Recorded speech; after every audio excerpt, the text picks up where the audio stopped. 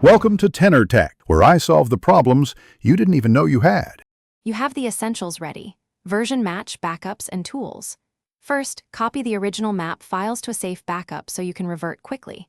Then open your map editor and load the backup. Map or pack file, this ensures you're editing a duplicate. Once loaded, locate the coordinate grid and resource ID list so you can target the correct objects. Make sure to save incremental versions as you take these initial actions to avoid losing progress. Now you'll perform the detailed edits. Adjust terrain heights, tweak spawn points, and place props while keeping each object on separate layers for easier rollback. When changing metadata, open the file in a hex editor to update ID and timestamps. This prevents mismatch errors. After saving, export the package and integrate it into your test environment. Once done, run a local session to validate collisions and spawns, and iterate in short cycles to catch issues early and refine balance. Finish by compressing and signing the map package, then bump the version before moving to staging so clients recognize the update.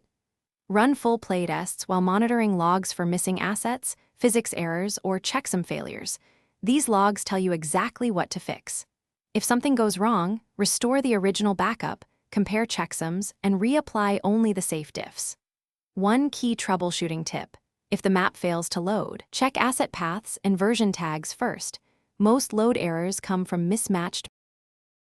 Thanks for watching. Subscribe to keep your life in tune.